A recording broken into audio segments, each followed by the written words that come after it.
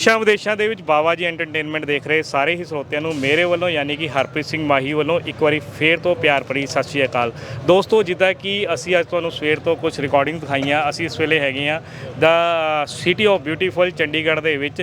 ਤੇ ਇੱਥੇ ਅੱਜ ਜੋ ਅਸੀਂ ਤੁਹਾਨੂੰ ਦਿਖਾਉਣ ਜਾ ਰਹੇ ਹਾਂ, ਤੁਸੀਂ ਮੇਰੇ ਨਾਲ ਦੇਖ ਰਹੇ ਹੋ, ਤੁਹਾਨੂੰ ਅੱਜ ਅਸੀਂ ਪੰਜਾਬ ਤੇ ਜਿਹੜਾ ਹਰਿਆਣੇ ਦਾ ਜਿਹੜਾ ਆਪਸੀ ਇਹਨਾਂ ਦਾ ਪਿਆਰ ਵੀ ਹੈ ਤੇ ਆਪਸੀ ਜਿਹੜੇ ਸਾਡੇ ਕਲਚਰ ਹੈ ਉਹ ਵੀ ਬੜੇ ਨਜ਼ਦੀਕ ਤੋਂ ਬੜੇ ਸਾਂਝੇ ਨੇ ਤੇ ਤੁਹਾਨੂੰ ਮਿਲਵਾਉਣ ਜਾ ਰਹੇ ਹਾਂ ਜੀ ਸੈਮ ਜੀ ਹੋਣਾ ਨਾਲ। सैम जी, स्वागत है सर। मैं आप सबके दर्शकों को और आप सबको मेरी तरफ से प्यार भरी राम राम। और जैसे कि मैं अपना इंट्रो दे दूं तो जैसे एज ए सिंगर मेरी आइडेंटिटी है, तो मैं थोड़ा सा दो लाइन वही करना चाहूँगा। रे जड़ मानस बोला याना जित मेहनत करके खाना और स्वर्ग त सुथरा हो बाना। I am Sam Bharadwaj from Haryana. और मेरे साथ अभी साथ में मौजूद है मनोज भाई साहब। मनोज जी, आपका भी स्वागत है। जी सर, नमस्कार। और सभी दर्शकों को मेरा नमस्कार। मैं मनोज जाले, धर्मपुत्र कला मंच प्रेसिडेंट हरियाणा से।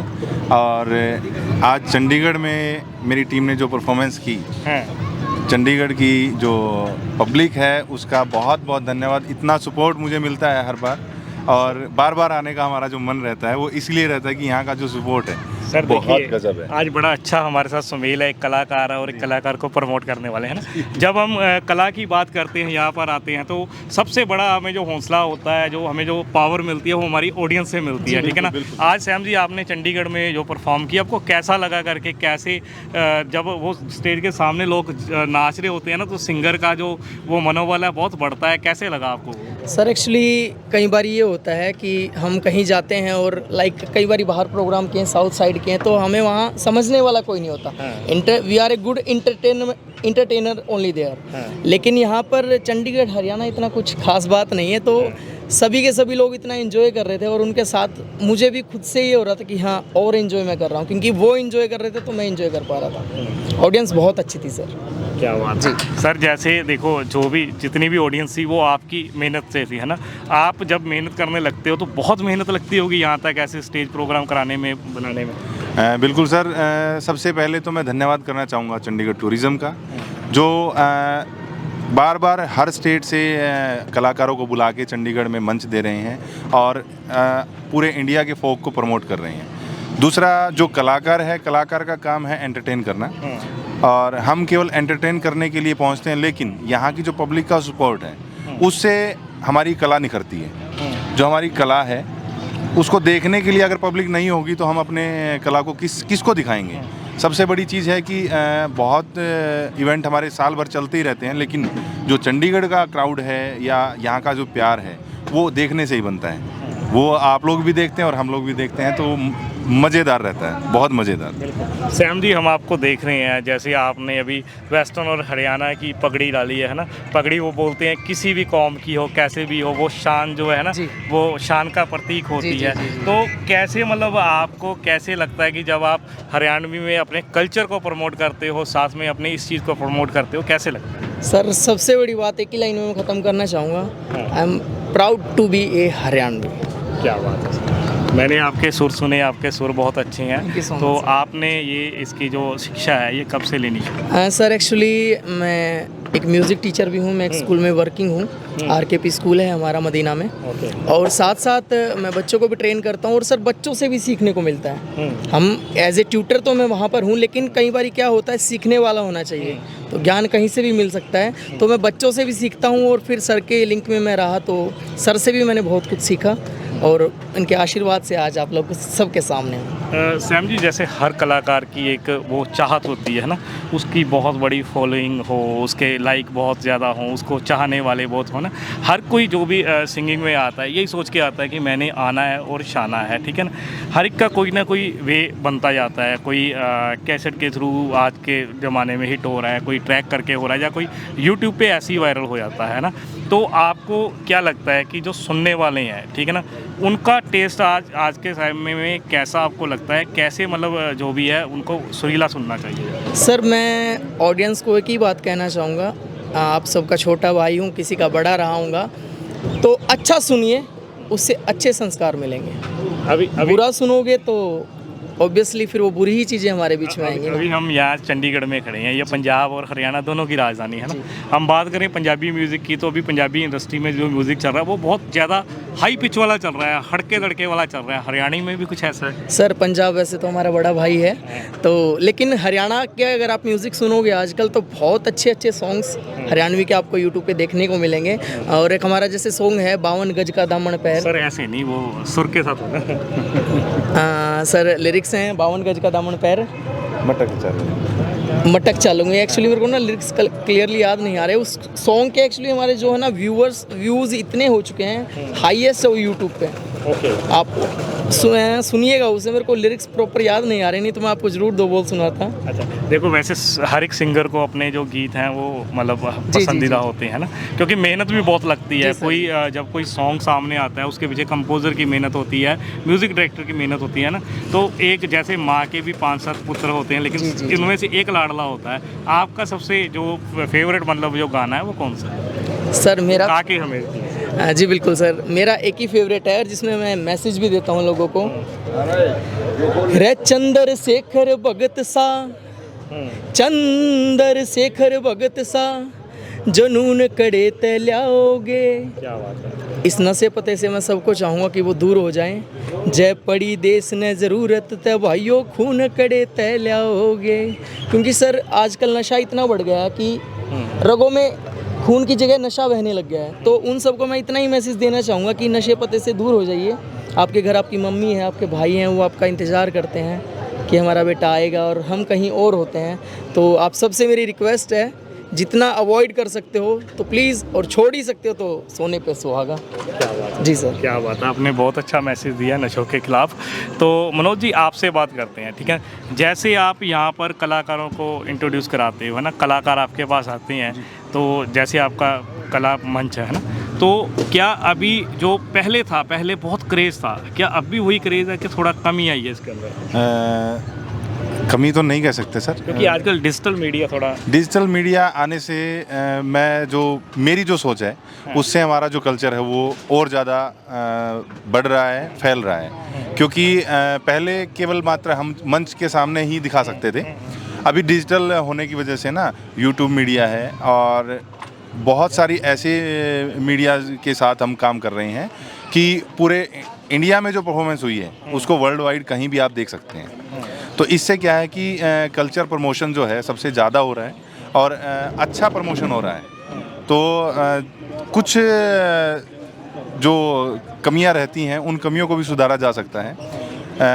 जो हम लोग प्यार करते हैं, अपने फोक कल्चर से प्यार करते हैं, और सभी करते हैं अपने अपने फोक कल्चर से, और हमारा जो कल्चर हमारे पैदा होने से ही शुरू हो जाता है। बिल्कुल सर। जैसे ही घर में हमारे माँ बाप हैं, वो हमें जो सिखाते हैं वो हमारा कल्चर है। हमारा जो केवल डांस मात्र कल्चर नहीं है, हमारा कल्चर है, हमारे संस्कार हैं, हमारे जो लोकगीत हैं, हमारे जो लोक आचरण हैं, जो हम अपने गांव में, अपने समाज में, अपने लोगों से सीखते हैं, देखते हैं, तो उन सब को भी उतना ही शुद्ध होना जितना हमारा फोक कल्चर शुद्ध है। तो रिक्वेस्ट भी समझ सकते हैं इसको, एक सुझाव भी समझ सकते हैं कि कल्चर शुद्ध तो अच्छा है, लेकिन उसके साथ साथ अपने संस्कार को शुद्ध करना, अपने समाज को शुद्ध करना, ये भी हमारी सोच है, हमारी समझ है, और सबसे बड़ी बात है कि हमारी ज़रूरत भी है। और हम लोग हमेशा इस चीज़ के लिए भी काम कर रहे हैं कि हमारे साथ जो भी लोग जुड़ रहे हैं उनको अपने केवल काम का मात्र के लिए हम लोग नहीं जोड़ते हैं, हम अच्छे संस्कारों के साथ भी उनको जोड़ते हैं। जैसे सर आप अभी संस्कारों की बात कर रहे हो है ना जी। जैसे हम पंजाब से बिलोंग करते हैं, हरियाणा से बिलोंग करते हो, आजकल क्या ट्रेंड चल रहा है स्कूलों के अंदर भी, जो बच्चे हैं, जब बच्चा स्कूल के अंदर जाता है तो वो एक ही लैंग्वेज के ऊपर फोकस करता है, वो सिर्फ ओनली इंग्लिश है। बोलते हैं इंग्लिश आती है तो सब कुछ आता है। अपनी जो मातृभाषा है हर कोई उससे आजकल भटक रहा है, कहीं ना कहीं पंजाबी बोलने से भी बच्चा कतरा रहा है, और होगा हरियाणवी बोलने से ही कतरा होगा। उन बच्चों को क्या?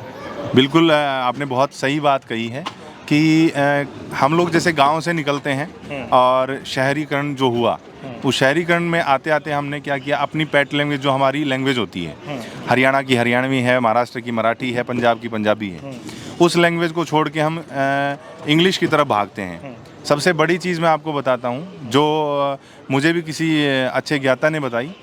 इंग्लैंड एक बहुत छोटा सा देश है, उस देश की जो लैंग्वेज रही इंग्लिश, उन्होंने पूरे वर्ल्ड के अंदर उसको फैला दिया। क्योंकि वो प्राउड फील करते हैं अपनी लैंग्वेज पे। और हम इतना विशाल का है हमारा जो देश है, हम अपनी संस्कृति को छोड़ के दूसरे की संस्कृति को पकड़ के बैठ रहे हैं। हमें अपनी भाषा पे प्राउड करना चाहिए। और जहाँ तक मैं सोचता हूँ, समझता हूँ कि अगर मुझे कोई ये कहेगा कि आपको हरियाणवी नहीं बोलनी है, तो मैं उसे यही कहूँगा कि मैं हरियाणवी बोलूँगा, क्योंकि मैं हरियाणा से बिलोंग करता हूँ। वो मेरी मातृभाषा है। मेरे माँ बाप ने मुझे सबसे पहली जो भाषा थी वो हरियाणवी थी, तो उसको मैं नहीं छोड़ सकता हूँ। जहाँ हिंदी का प्रयोग हुआ, हिंदी मातृभाषा है हमारे देश की, तो उसको भी हम लेके चलेंगे। लेकिन जो मेरे राज्य की भाषा है, जो मेरी पैतृक भाषा है, उसको भी मैं छोड़ना नहीं चाहूँगा। और उसके लिए हमेशा यही कहूँगा कि पंजाब को पंजाबी भाषा से दूर नहीं जाना चाहिए, हरियाणा को हरियाणवी से दूर नहीं जाना चाहिए, और किसी भी समाज को या राज्य को या देश को अपनी अपनी भाषाओं पे प्राउड फील करना चाहिए। बिल्कुल बिल्कुल। जैसे अभी आपने भाषा की बात की है ना, भाषा की हमारी बात चल रही है, तो सर जैसे आप सिंगिंग लाइन में आए हुए हो है ना, तो बात करें कि देखो हिंदी का बहुत बड़ा एक दायरा था है ना, बॉलीवुड था या कुछ और था, लेकिन एक हरियाणवी को ही चूज़ करना क्या कारण? सर सबसे बड़ी बात है, हम लोगों को थोड़ा सा ना, हमारी बोली थोड़ी खड़ी बोली है, लेकिन हम दिल के बहुत साफ होते हैं। क्या बात है। तो एक दो लाइन है बड़े भाई राजू पंजाबी जी की, जो अब हमारे बीच में नहीं रहे। देसी देसी ना बोल्या कर छोरी रे, इस देसी की फैनिया दुनिया हो रही रे। तो देखो सर, उस देसी की फैन दुनिया है। मेरी माँ बोले जो बोली वहाँ मैं छोड़ू ना, मेरी तरफ तक कलियर मैडम सोरी रे, देसी देसी ना बोल्या कर छोरी रे, इस देसी की फैनिया दुनिया हो रही रे। आज की डेट में जैसे हमने यंग जनरेशन की बात चल रही है ना, जो रिश्ते हैं वो बहुत कम नहीं हो गए। आए एक ही आंटी और अंकल वाला रिश्ता ही आज का रह गया है। कोई चाची, मामी, ताऊ, बुआ, फूफड़ बोलता ही नहीं बच्चा है ना। जबकि कि हम हरियाणा में वो एक बात है, वो अब जाते हुए कभी हम भी हरियाणा से गुजरते तो वो बात सुनने को आती है, अरे ताऊ। वो क्या है? आ रहे ताऊ। आ रे ताऊ। हाँ। नहीं सर, प्रॉपर बोल के देखो आप भी। आ रे ताऊ। आ रे ताऊ। तो वो एक्चुअली सर क्या है, हमारी देखो लैंग्वेज में अगर कोई हमें उस समय बोलता सुन लेना कि ये क्या तमीज़ है, अपने से बड़ों के साथ बोलने की क्या तमीज़ है, लेकिन उसमें इतना प्यार छुपा हुआ है और रिस्पेक्ट भी है। जैसे हमारे में भाभी को आरी भाभी, आरी यूज़ कर लेते हैं, आओ देवर। तो ये सब वर्ड आजकल नहीं बचे हैं। रीज़न क्या है, हमारा लोगों ने ना गाँव को छोड़ना शुरू कर दिया और शहर की तरफ जाना शुरू कर दिया। रीज़न क्या है, उनका मानना है कि शहर में कुछ ज़्यादा है। लेकिन बहुत सारी चीज़ें आपने न्यूज़ में भी देखी होंगी सर, कि पहले जो गांव में कच्चे घर होते थे उन पे वो पराबैंगनी किरणें का कुछ बताया था, वो क्रॉस नहीं कर पाती थी। लेकिन आजकल शहर में आने के बाद ये सब चीज़ें बहुत दूर चले गए, हम लोग सीमेंटेड मकान में रहने लग गए हैं। एक शेर मेरे को याद आ रहा है, कच्चे मकान थे और कच्चे साड़ थे, राज्यों को पोछा मारा करती। कच्चे मकान थे और कच्चे साड़ थे, राज्यों के लिप्या करती। आज पक्के मकान हैं और पक्के फर्श हैं, पोछा मारती आना रोव है गराड़ी।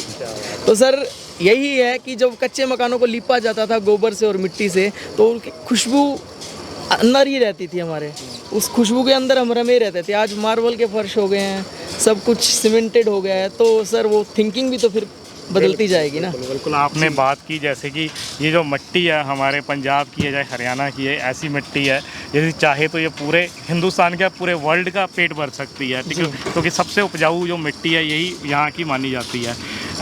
और सर हमारे दर्शकों को आप क्या कहना चाहेंगे? सर मैं बस इतना ही कहना चाहूँगा कि आप सब हमेशा खुश रहिए, अच्छा सुनिए ताकि अच्छा सीखें। बहुत बहुत धन्यवाद आप सब। हाँ जी मनोज जी, आपकी तरफ से कुछ? मेरी तरफ से बस यही है कि अपनी माँ बोली को कभी ना छोड़िए और अच्छे संस्कारों को ग्रहण कीजिए और अपने आने वाली पीढ़ी दर पीढ़ी को अच्छे संस्कार ही दीजिए। जो बुरे संस्कार हैं उनसे दूर रखिए, बचाइए, और तभी हमारे संस्कार और संस्कृति तभी बच पाएगी। धन्यवाद सर, आप दोनों ने हमें अपना कीमती समय दिया, बहुत बहुत धन्यवाद। Thank you.